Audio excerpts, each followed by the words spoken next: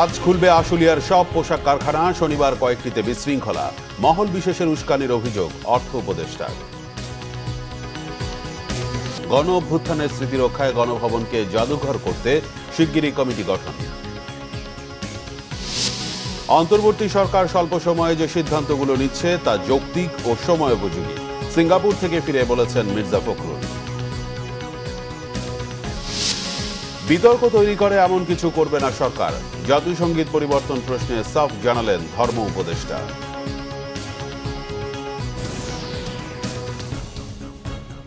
দেখছিলেন crown cement সংবাদ শিরোনাম, এবার বিস্তারিত। আশুলিয়ার সব পোশাক কারখানা আজ খুলে দেওয়া হবে বলে জানিয়েছে বিজিএমইএ। এর আগে টানা কয়েকদিনের বিশৃঙ্খলা শেষে কড়া নিরাপত্তায় শনিবার খুলেছে সাভার আশুলিয়ার বেশিরভাগ কারখানা। তবে শ্রমিক বিক্ষোভের জেরে বেশ কয়েকটি কারখানায় আবার ছুটি ঘোষণা করেছে মালিকপক্ষ। শনিবার সকালে শান্তিপূর্ণভাবে বেশিরভাগ কারখানায় কাজে যোগ দেয় শ্রমিকরা, কিন্তু বেশ কয়েকটি কারখানায় হঠাৎই ছুটি ঘোষণা করা হয়। আশুলিয়ার নিশ্চিন্তপুর এলাকার অনন্ত গার্মেন্টস সহ কয়েকটি কারখানায় কাজে যোগ না দিয়ে বিক্ষোভ করে শ্রমিকরা। আতঙ্কিত হয়ে আবারও কয়েকটি কারখানায় ছুটি ঘোষণা করে মালিকপক্ষ। আন্দোলনকারী শ্রমিকরা জানান, বিভিন্ন দাবিতে প্রায় এক সপ্তাহ ধরে আন্দোলন চালিয়ে এলেও কোনো সুরাহা হয়নি। প্রতিদিনই আলোচনার কথা বলে শ্রমিকদের ডেকে নেওয়া হয়, তবে কোনো সিদ্ধান্ত দেয় না মালিকরা। তাই বাধ্য হয়েই বিক্ষোভে নেমেছেন তারা। শ্রমিকদের সাথে আলোচনার মাধ্যমে সমস্যা সমাধানের চেষ্টা করছে শিল্প পুলিশ। ইন্ডিভিজুয়াল যেগুলো আছে আমরা বিজিএমকে প্রস্তাব দিচ্ছি, যেহেতু দাবি দেওয়াগুলো অনেকগুলি কাছাকাছি, তাহলে গ্রুপ ওয়াইজ সবাই একসাথে বসে তিন পক্ষ মিলে তারপর আপনার এটা সলিউশন করেন, তাতে করে আরও তাড়াতাড়ি প্রবলেমগুলো সলভ হবে। তারপর আমরা মাঠ পর্যায়ে যারা আছি আমরা প্রত্যেকটা ফ্যাক্টরি ঘুরে এই প্রবলেমগুলো সলভ করার চেষ্টা করছি। আমরা 1000 টাকা দাবি করছি, 1000 টাকা হাজিরা বোনাস। তারা তো বলতে পারে যে আমরা 700 দিব বা 800 দিব, কথা আছে না যে আমরা 800 টাকা দেই, তোমরা 200 এটা পরে দেখা যাবে, তোমরা কাজ করো। আশ্বাস আছে না, 7টার পরে টিফিন বিল বলছে, তারা বলতে পারে যে আমরা 8টার পরে দিব, এটা কথা আছে না। এরকম কোনো কথাই তাদের নাই। এক সপ্তাহ ধরেই চলতেছে এরকমই, প্রতিদিন যাচ্ছি আর আইতাছি, আর এই প্রতিদিন এরকম এই যে হ্যারাসমেন্ট করতেছে, এটা কিন্তু মালিক পক্ষ আসলে ঠিক করতেছে না। এদিকে সাভার আশুলিয়ার পোশাক কারখানায় অস্থিরতা নিরসনে বিভিন্ন রাজনৈতিক দল সহযোগিতা করলেও এতে কারো কারো ইন্ধন রয়েছে বলেছেন অর্থ ও বাণিজ্য উপদেষ্টা ডক্টর সালেহ উদ্দিন আহমেদ। তবে পরিস্থিতির দ্রুত উন্নতির আশা তার। জানান, রাঘব বোয়ালদের ব্যাংক হিসাব জব্দ করা হচ্ছে, তাদের বিরুদ্ধে তদন্ত আরও জোরদার করা হবে। গোলাম মাইনুল হাসানের রিপোর্ট। 8 আগস্ট দায়িত্ব নেওয়ার পর থেকে একের পর এক চ্যালেঞ্জ মোকাবেলায় অন্তর্বর্তীকালীন সরকার। গত কয়েকদিন ধরে অস্থিরতা চলমান তৈরি পোশাক খাতে। শিল্পাঞ্চল এলাকায় পোশাক কারখানাগুলির নিরাপত্তা নিয়ে সংশয় এখনও কাটেনি। এমন প্রেক্ষাপটে শনিবার রাজধানীতে বাংলাদেশ ইনস্টিটিউট অব গভর্নেন্স ম্যানেজমেন্টের কর্মকর্তাদের সাথে বৈঠক করেন অর্থ বাণিজ্য উপদেষ্টা ডক্টর সালেহ উদ্দিন আহমেদ। পরে কথা বলেন সাংবাদিকদের সাথে। জানান, অর্থনৈতিক শৃঙ্খলা ফেরাতে সরকারের চেষ্টার কথা। প্রথমত এটা প্রিলিমিনারি ইস্যু নিয়েছে, অনেকের ব্যাংক এসে জব্দ করেছে, এটা প্রিলিমিনারি। তারপর এগুলো ইনভেস্টিগেশন হবে, বিভিন্ন এজেন্সি ইনভেস্টিগেট করবে, তারপরে তদন্ত করার পর আলটিমেটলি এটা তো আপনার, যদি আপনার কোনো তদন্ত সে পায় তো চার্জ দেবে, কোর্টে যাবে, এটা হবে দ্রুত। এবং এটার জন্য তো একটা টাস্ক ফোর্স হচ্ছে ফিরিয়ে আনার জন্য, খুব টেকনিক্যাল জিনিস। আর বাকিগুলো তো মানি লন্ডারিং অন্যগুলো ইস্যু হচ্ছে। আর আমরা তো কালো টাকা সাদা করার ব্যাপারে আর একদম কিছু না, এখন সরাসরি এনবিআর তাদের ব্যবস্থা দেবে, যাদের অপদৃশ্যতা আছে তাদেরকে দেবে। কথা বলেন পোশাক খাতে চলমান অস্থিরতা নিয়ে। ইন্ধন যারা দিচ্ছে তাদের ব্যাপারে তো সহযোগিতা করছে। এবং এখন ল অ্যান্ড অর্ডার সিচুয়েশনটা একা তো পুলিশ পারবে না, বা আর্মি বিজিও পারবে না, তো এটা নিয়ে যথেষ্ট উন্নয়ন হয়েছে। আর আমি কমার্স মিনিস্ট্রির সাথে ট্রেড বডির সাথে তো আলাপ করছি, কালকে পরশু আমার একটা গ্রুপের সাথে বলবো, ওদেরকে বলা হয়েছে, সবাই আসছে, বড় বড় যারা সাপ্লায়ার তারাও আসছে, তাদেরকে যথেষ্ট কি বলবো মেসেজ দেওয়া হয়েছে। আলু পেঁয়াজের মতো নিত্যপণ্যের দাম কমাতে শুল্ক ছাড় দিয়েছে সরকার। একই সাথে কাজ চলছে সিন্ডিকেট ভাঙতে বলেও জানান অর্থ বাণিজ্য উপদেষ্টা। মাঝখানে যে একটা বড় একটা মার্জিন থাকে। গোলাম মাইনুল হাসান, বাংলা ভিশন, ঢাকা। অন্যদিকে পোশাক শিল্প এলাকায় নিয়োজিত শিল্পাঞ্চল পুলিশ ইউনিট বাতিলের দাবি জানিয়েছে। মজুরি আন্দোলনে গার্মেন্টস শ্রমিক হতাহতের ঘটনা অনুসন্ধানকারী গণতদন্ত কমিটি। শনিবার সকালে ঢাকা রিপোর্টার্স ইউনিটিতে সংবাদ সম্মেলন করে এই কমিটি। এ সময় তারা বলেন, সরকার পরিবর্তনের সময় গার্মেন্টস সহ অন্যান্য শিল্প কারখানায় শতাধিক শ্রমিক নিহত হয়েছে। যারা আহত হয়েছে তাদের এখনও সুচিকিৎসার ব্যবস্থা করা হয়নি। সরকার বদল হলেও শ্রমিকদের সাথে আচরণে কোনো পরিবর্তন আসেনি বলে অভিযোগ তাদের। মজুরি নিয়ে যাতে শ্রমিকদের আন্দোলনে নামতে না হয় সেটি নিশ্চিতের পাশাপাশি শ্রমিক হত্যার যথাযথ তদন্ত করে দায়ী ব্যক্তিদের দৃষ্টান্তমূলক শাস্তি নিশ্চিত সহ 9 দফা সুপারিশ করেছে গণতদন্ত সেই কমিটি। পুলিশ বাহিনী প্রকিউর করার জন্য সংশ্লিষ্ট কাছাকাছি যে থানা আছে সেই থানাতে খবর দিতে হতো। সেই থানা থেকে আস্তে আস্তে যে সময়টুকু লাগতো সেই সময়টাও তারা দিতে চান না শ্রমিকদেরকে, যাতে ওইখানে উপস্থিত থেকেই আসলে তাদেরকে দমন পীড়নটা করা যায়। সেই জন্যই শিল্পাঞ্চল পুলিশ গঠন করা হয়েছে। আমরা আজকের এই তদন্ত কমিটির রিপোর্ট প্রকাশের এই দিনে আমরা জোর গলায় দাবি জানাতে চাই, এই শিল্পাঞ্চল পুলিশ ইউনিট বাতিল করতে হবে। শ্রমিকদের উপর অত্যাচার হচ্ছে, শ্রমিকদের মজুরি ঠিকমতো দেওয়া হচ্ছে না, শ্রমিকদের কারখানার ভেতরে কারখানার বাইরে নানা রকমভাবে হয়রানি করা হচ্ছে, জুলুম করা হচ্ছে। শিল্প পুলিশ সেক্ষেত্রে কোনো ব্যবস্থা নিয়েছে এরকম কোনো উদাহরণ নেই। শিল্প পুলিশ বরঞ্চ দেখা যায় যে তারা যখন অন্যায়ের প্রতিবাদ করতে যাচ্ছে শ্রমিকরা কিংবা তাদের দাবি দেওয়ার কথা জানাতে যাচ্ছে, তখন তাদের উপরে হামলা করার জন্য একদিকে সন্ত্রাসী বাহিনী মালিকদের, অন্যদিকে শিল্প পুলিশ। গণভবনকে গণ অভ্যুত্থানের স্মৃতি জাদুঘর বানানোর কাজ শিগগিরই শুরু হবে। এ নিয়ে শিগগিরই একটি কমিটি গঠন করা হবে জানিয়েছেন অন্তর্বর্তীকালীন সরকারের উপদেষ্টা মোহাম্মদ নাহিদ ইসলাম।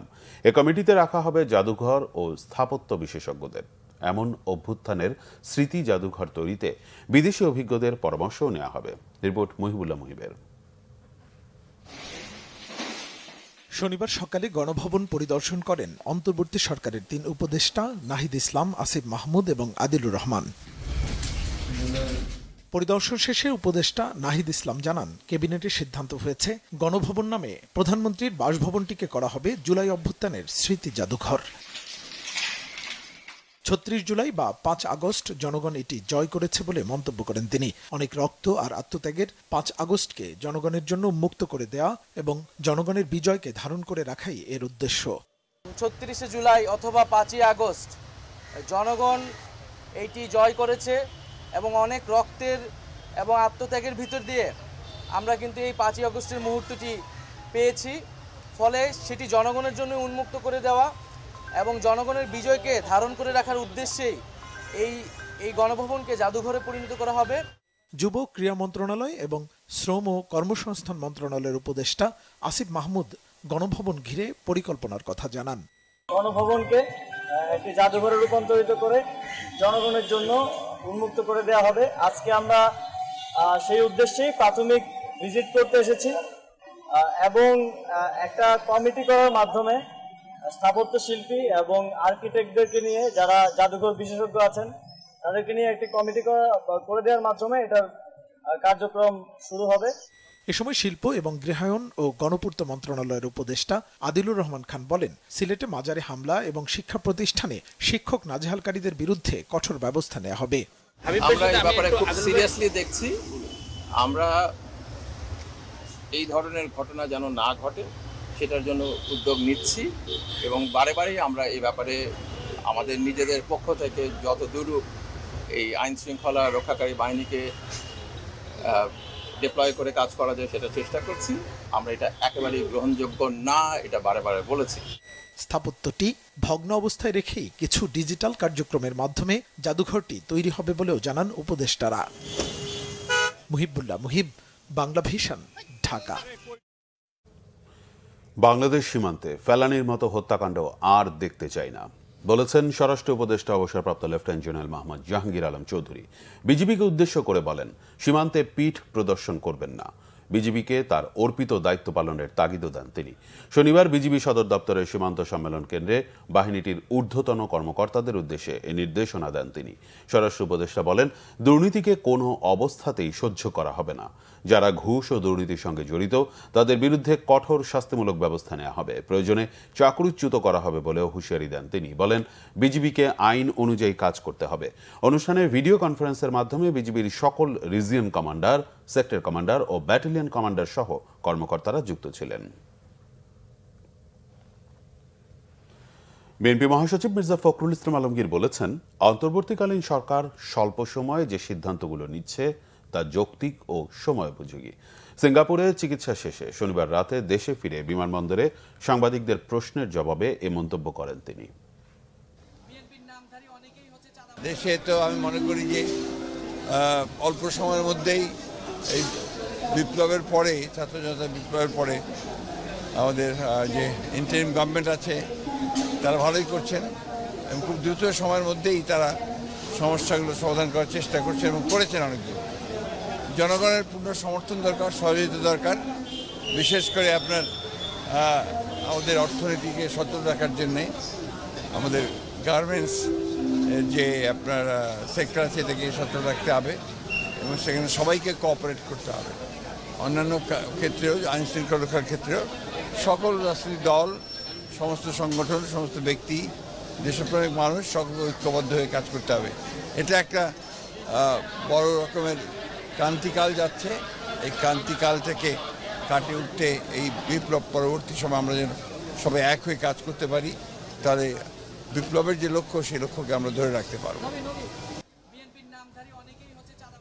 বিএনপির স্থায়ী কমিটির সদস্য সাবেক মন্ত্রী ডক্টর আব্দুল মঈন খান বলেছেন, বিএনপি ক্ষমতায় গেলে ধর্মীয় সম্প্রীতি আরও মজবুত করতে কে কোন ধর্মাবলম্বী সেই অপশন দেশের সকল ফর্ম থেকে তুলে দেয়া হবে। শনিবার বিকেলে নরসিংদী ২ পলাশ নির্বাচনী এলাকার রাবান উচ্চ বিদ্যালয় দুর্গা মন্দিরে হিন্দু সম্প্রদায়ের সাথে মতবিনিময়কালে তিনি কথা বলেন। মঈন খান বলেন, দেশের মানুষের একটাই পরিচয়, তারা বাংলাদেশী। কে কোন ধর্মের সেটি বড় কথা নয়। ছাত্র জনতার আন্দোলনে বাংলাদেশ থেকে অন্যায় প্রতিরোধ করা হয়েছে। ছাত্র জনতা বাংলাদেশের স্বাধীনতা পুনঃপ্রতিষ্ঠিত করেছে। রাজনীতি দিয়ে কেউ যেন কলুষিত করতে না পারে, সেজন্য সবাইকে এগিয়ে আসার আহ্বান জানান তিনি। ছাত্র জনতা সত্যকে পুনঃপ্রতিষ্ঠিত করেছে, তারা জনগণের অধিকারকে পুনঃপ্রতিষ্ঠা করেছে। রাজনীতিকে কখনো কলুষিত হতে দেওয়া যাবে না। যারা রাজনীতিকে কলুষিত করে আপনারা তাদেরকে প্রশ্ন করুন। কথা বলার স্বাধীনতার জন্যই কিন্তু ছাত্র জনতা বুকে রক্ত ঢেলে দিয়েছে। আজকে সেই কথা বলার স্বাধীনতা, ভোটের স্বাধীনতা আমরা ফিরে পেয়েছি। কেউ অন্যায় করলে আপনারা তাকে প্রশ্ন করুন, আইনের হাতে সোপর্দ করুন। ভারত আওয়ামী লীগের জমিদারি পুনরুদ্ধারের চেষ্টা করছে বলে মন্তব্য করেছেন বিএনপির সিনিয়র যুগ্ম মহাসচিব রুহুল কবির রিজভী। তিনি বলেন, বাংলাদেশের জনগণের পক্ষে না থেকে ভারত আওয়ামী লীগের সাথে একপক্ষীয় যোগাযোগ রক্ষা করলে জনগণ তা মেনে নেবে না। শনিবার সকালে নার্সেস অ্যাসোসিয়েশন অব বাংলাদেশের ২১তম প্রতিষ্ঠাবার্ষিকী উপলক্ষে শেরেবাংলা নগরে বিএনপির প্রতিষ্ঠাতা শহীদ রাষ্ট্রপতি জিয়াউর রহমানের মাজারে শ্রদ্ধা জানান বিএনপির সিনিয়র যুগ্ম মহাসচিব রুহুল কবির রিজভী। এ সময় শহীদ জিয়ার আত্মার মাগফিরাত এবং দেশ ও জাতির সমৃদ্ধি কামনায় মোনাজাত করা হয়। পরে রিজভী সাংবাদিকদের বলেন, ২০০৯ সালের পিলখানা হত্যাকাণ্ড ছিল দুরভিসন্ধিমূলক। এ হত্যাকাণ্ড নিয়ে প্যান্ডোরার বক্স খুলতে শুরু করেছে। দেশের নিরাপত্তা বিঘ্নিত করতে এ ঘটনায় বিদেশি হস্তক্ষেপ ছিল কিনা তা পুনঃতদন্তে বেরিয়ে আসবে। বলেন, সুষ্ঠু ভোটের স্বার্থে কারো কাছে মাথা নত করবে না, এমন নির্বাচন কমিশনই চায় বিএনপি। বাংলাদেশ নিয়ে ভারতের প্রতিরক্ষামন্ত্রীর বক্তব্যকে উদ্বেগজনক হিসেবে উল্লেখ করে তিনি বলেন, দুদেশের মধ্যে অনেক অমীমাংসিত বিষয় থাকলেও ভারতের উচিত বাংলাদেশের সার্বভৌমত্বকে শ্রদ্ধা করা।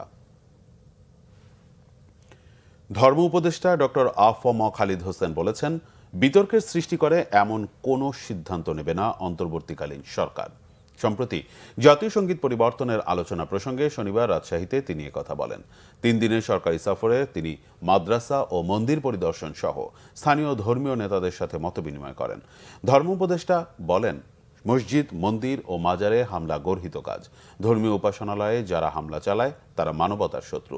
রাজনৈতিক উদ্দেশ্য হাসিলের জন্য দেশে বিক্ষিপ্তভাবে সংখ্যালঘু সম্প্রদায় সহ ধর্মীয় উপাসনালয়ে হামলা হয়েছে। হামলাকারীদের বিরুদ্ধে প্রচলিত আইনে ব্যবস্থা নেওয়া হবে। বিতর্ক সৃষ্টি হয় এমন কোনো জায়গায় আমরা হাত দেব না। আমরা হলাম ইন্টারিম গভর্নমেন্ট, অন্তর্বর্তীকালীন সরকার। আমাদের দায়িত্ব হচ্ছে ল অ্যান্ড অর্ডার সিচুয়েশনকে রেস্টোর করা, পলিটিক্যাল স্টেবিলিটি এনশিওর করা। মাদ্রাসার ছাত্রদেরকে এই পূজার সাথে সম্পৃক্ত করলে তারা মন্দির পাহারা দেবে, কেবল ষষ্ঠী থেকে নয়, এখন থেকে দেবে এবং এই কার্যক্রম শুরু হয়েছে। তো আমি আশাবাদী সনাতনী ভাইয়েরা অত্যন্ত রিলিজিয়াস ফারবার, ধর্মীয় উদ্দীপনায় তারা দুর্গাপূজা পালন করতে পারবে। শীর্ষ সন্ত্রাসীদের জামিনে মুক্তিকে উদ্বেগজনক বলছেন সাবেক আইজিপি মোহাম্মদ নুরুল হুদা। তাদেরকে নজরদারিতে রাখতে আইনশৃঙ্খলা বাহিনীকে পরামর্শ তার। সিনিয়র আইনজীবী মঞ্জিল মোর্শেদও টপ টেররদের জামিনকে দেখছেন জনস্বার্থের জন্য মারাত্মক হুমকি হিসেবে।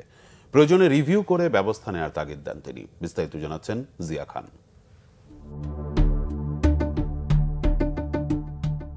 খুন, চাঁদাবাজি, দখলবাজ সহ নানা অপরাধে বছর ৩০ আগে জনমনে আতঙ্কের নাম হয়ে ওঠে বেশ কয়েক সন্ত্রাসী। এক পর্যায়ে ২০০১ সালের ২৬ ডিসেম্বর আইনশৃঙ্খলা বাহিনীর পক্ষ থেকে প্রকাশ করা হয় ২৩ টপ টেররের তালিকা। ধরিয়ে দিতে ঘোষণা করা হয় পুরস্কার। ঢাকার আন্ডারওয়ার্ল্ড কাঁপানো টপ টেররদের অনেকেই বিদেশ ফেরারি। কয়েকজনের ২০ থেকে ২৫ বছর ঠাঁই ছিল কারাগারে। গেল এক মাসে জামিনে মুক্তি মিলেছে তাদের কয়েকজনের। ৩ সেপ্টেম্বর কাশিমপুর হাই সিকিউরিটি কারাগার থেকে বের হন রাজধানীর পূর্ব রাজাবাজার এলাকার শীর্ষ সন্ত্রাসী শেখ আসলাম ওরফে সুইডেন আসলাম। তাকে গ্রেফতার করা হয় ১৯৯৭ সালে। তেজগাঁও এলাকার গালিব হত্যাসহ ৯টি হত্যা মামলা রয়েছে তার বিরুদ্ধে। নানা অপরাধে আরও রয়েছে ১৩টি মামলা। ১৪ আগস্ট ঢাকা কেন্দ্রীয় কারাগার থেকে জামিনে মুক্ত হন সানজিদুল ইসলাম ইমন ওরফে কলাবাগান ইমন।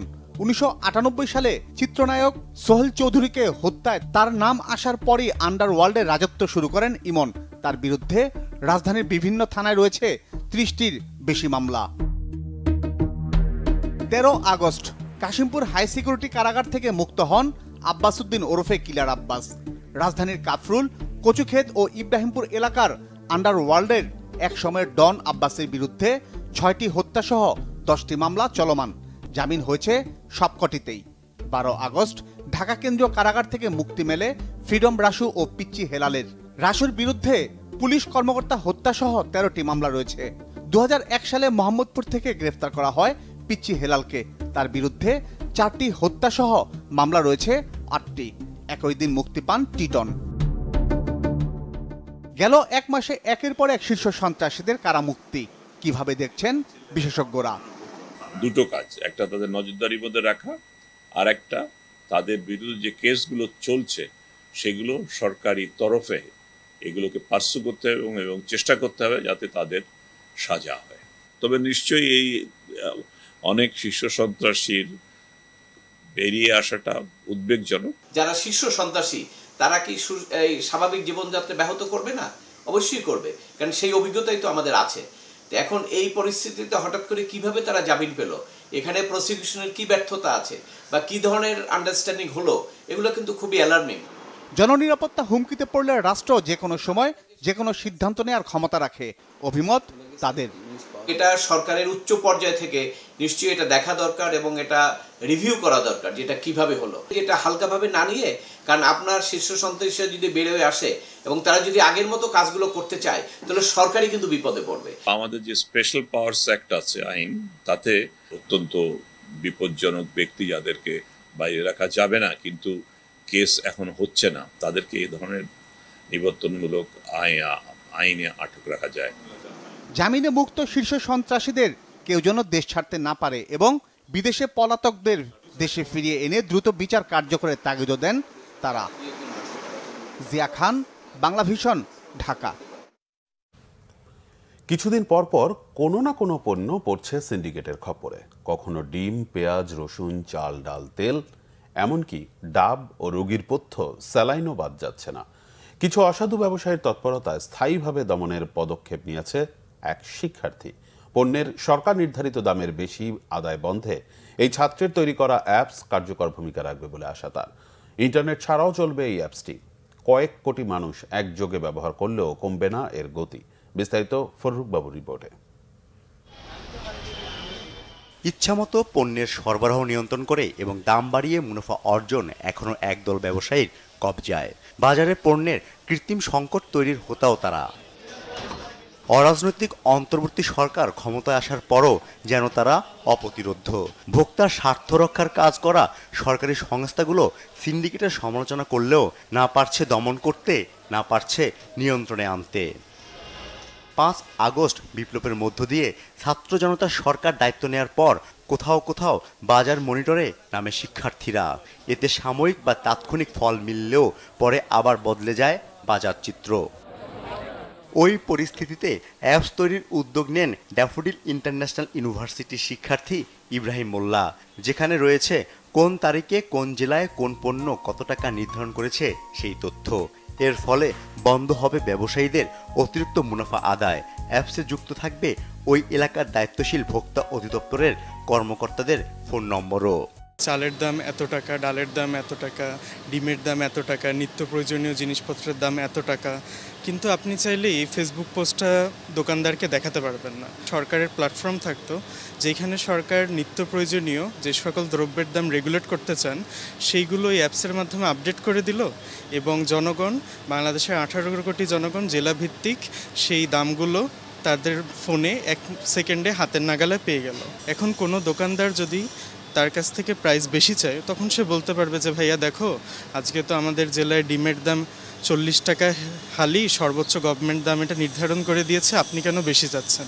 এটা জনগণের যেমন সুবিধা তেমনই দোকানদারেরও সুবিধা। দোকানদার যখন তার ডিস্ট্রিবিউটরের কাছ থেকে ডিম কিনবে সে বলবে যে ভাইয়া আমার তো আজকে 40 টাকা আমি ম্যাক্স সেল করতে পারবো, তাহলে আপনি যদি আমাকে 45 টাকায় অফার করেন আমি এটা বেচবো কীভাবে। তখন আবার ডিস্ট্রিবিউটর তারা আবার হায়ার লেভেলে কন্ট্যাক্ট করবে যে আমি তো এই প্রাইস রেঞ্জে সেল করতে পারছি না, অর্থাৎ বাজারের যে সিন্ডিকেট লো লেভেল থেকে হাই লেভেলে ব্রেক করবে। সকল বয়সের মানুষের কথা বিবেচনা নিয়ে নির্মাণ করা হয়েছে বাজার মনিটরিং অ্যাপস। বাজার মনিটরিংয়ের সুবিধার জন্য সরকারকে এই অ্যাপস বিনামূল্যে দিতে চান এই শিক্ষার্থী। অ্যাপস পরিচালনা করতে দিতে হবে না গ্রাহকের ব্যক্তিগত তথ্য। যখন কোনো সফটওয়্যার কোম্পানিকে গভর্নমেন্ট টেন্ডার দিবেন তখন ওরা আবার কি করে, পুরনো কোনো পণ্য যেটা আপনি অ্যাড আছে আপনি ওটা রেগুলেট করতে চাচ্ছেন না, ওগুলো রিমুভ করতে বা অ্যাড করতে তখন আবার সেই সফটওয়্যার কোম্পানিকে কিছু চার্জ দিতে হয়। কিন্তু সেই জায়গায় আমাদের এই অ্যাপসে আপনি কোনো নতুন পণ্য রেগুলেট করতে চান, আপনি আপনার ওই অ্যাপসের অ্যাডমিন প্যানেল থেকেই সরকার সেই পণ্যটা অ্যাড করতে পারবেন এবং যদি কোনো পণ্য রেগুলেট এখন না করতে চান সরকার তার এন্ড থেকেই অ্যাপটা রিমুভ করতে পারবে, খাদ্যের ক্যাটাগরিটা রিমুভ করতে পারবে। সুতরাং সরকারের কোনো সফটওয়্যার ডেভেলপার কোম্পানির সাথে কথা বলতে হচ্ছে না এবং সম্পূর্ণ স্বাধীনভাবেই সরকার এই কাজটা করতে পারবেন। বাজার মনিটরিং অ্যাপস ব্যবহারে সরকারের কোনো অর্থ খরচ হবে না, দরকার হবে না অতিরিক্ত জনবলের। ফররুখ বাবু, বাংলা ভিশন, ঢাকা। বিএনপির আগামীর রাজনীতি হবে বাংলাদেশের মানুষ ও তারুণ্যের আশা আকাঙ্ক্ষা আর প্রত্যাশাকে প্রাধান্য দিয়ে, বলেছেন দলের স্থায়ী কমিটির সদস্য আমির খসরু মাহমুদ চৌধুরী। শনিবার খাগড়াছড়ির দীঘিনালায় মেরুং উচ্চ বিদ্যালয় মাঠে কেন্দ্রীয় স্বেচ্ছাসেবক দলের উদ্যোগে বন্যায় ক্ষতিগ্রস্তদের মাঝে ত্রাণ বিতরণকালে তিনি কথা বলেন। আমির খসরু আরও বলেন, দেশের মানুষের সমস্যাকে চিহ্নিত করে বিএনপি জনগণকে সাথে নিয়ে তা সমাধানে রাজনীতি করেছে, আগামীতেও করবে। বিএনপির রাজনীতির শক্তি জনগণ। পরে জেলা সদরে কেন্দ্রীয় স্বেচ্ছাসেবক দলের উদ্যোগে বন্যায় ক্ষতিগ্রস্তদের মাঝে ত্রাণ বিতরণ শেষে মুক্ত মঞ্চে জেলা বিএনপির সম্প্রীতি সমাবেশে যোগ দেন তিনি।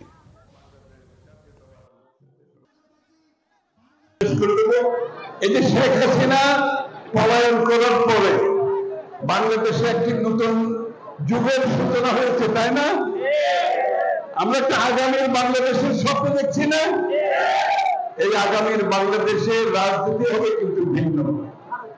আগামী বিএনপির বাংলাদেশের রাজনীতি হবে বাংলাদেশের মানুষকে নিয়ে, বাংলাদেশের মানুষের প্রত্যাশা নিয়ে, বাংলাদেশের মানুষের আকাঙ্ক্ষা নিয়ে, বাংলাদেশের মানুষের সমস্যা নিয়ে, বাংলাদেশের মানুষের ভবিষ্যৎ নিয়ে, বাংলাদেশের ভবিষ্যৎ নিয়ে এই নতুন রাজনীতি আমরা করতে যাচ্ছি। অবিভক্ত ঢাকা সিটি কর্পোরেশনের সাবেক মেয়র বীর মুক্তিযোদ্ধা মরহুম সাদেক হোসেন খোকা ফাউন্ডেশনের উদ্যোগে নোয়াখালীর চাটখিলে 500 পরিবারের মাঝে ত্রাণ বিতরণ করা হয়েছে। সাদেক হোসেন খোকার ছেলে বিএনপি নেতা ইঞ্জিনিয়ার ইশরাক হোসেন শনিবার দুপুরে চাটখিল উপজেলার নোয়াখালা ইউনিয়নের সিংবাহুরা গ্রামের রোকেয়া মঞ্জিলে এই ত্রাণ বিতরণ করেন। ইউএস চ্যারিটি ফর বাংলাদেশের চেয়ারম্যান পরাণ চৌধুরীর ব্যবস্থাপনায় ত্রাণ বিতরণের অনুষ্ঠানে বিশিষ্ট সমাজসেবক মজিবুল হক চৌধুরী সহ বিএনপি, ছাত্রদল ও যুবদল নেতারা উপস্থিত ছিলেন।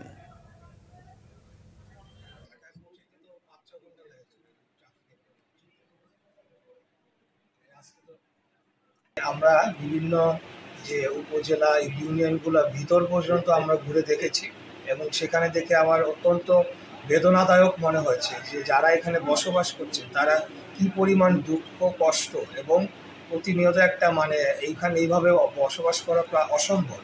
এবং যে আশ্রয় কেন্দ্রগুলো দেখেছি স্কুলগুলোর, সেটাও ভয়াবহ অবস্থা। কোনো আশ্রয় কেন্দ্রের একতলা পর্যন্ত পানির নিচে। আমি অত্যন্ত মর্মাহত এবং আমি বলতে চাই যে দেশবাসী যারা বন্যা দুর্গত তাদের পাশে রয়েছেন এবং আমরা আমাদের জায়গা থেকে যার জায়গা থেকে আমরা সহযোগিতার হাত বাড়িয়ে দিব, এটাই কাম্য এবং আমি ব্যক্তিগতভাবে সেই কাজটি করে চলেছি এবং আগামীতেও করে যাচ্ছি। সংবাদ শেষ করব ক্রাউন সিমেন্ট শিরোনামগুলো আরেকবার জানিয়ে।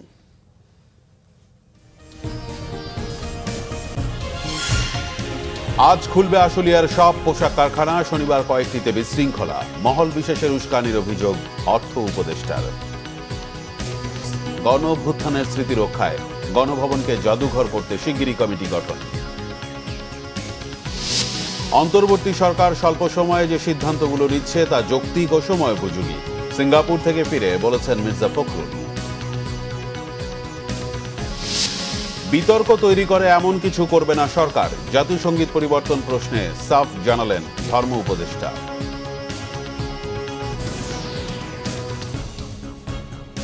এই ছিল এখনকার মতো, পরের সংবাদ সকাল 10টায়, এর আগে 9টায় রয়েছে নিউজ টপ 10 দেখার আমন্ত্রণ রইল। এছাড়া বাংলাভিশন সংবাদ ও সংবাদ সংশ্লিষ্ট অনুষ্ঠান দেখতে ভিজিট করুন www.bvnews24.com ও facebook.com/banglavisionnews এবং সাবস্ক্রাইব করুন youtube.com/banglavisionnews। ধন্যবাদ।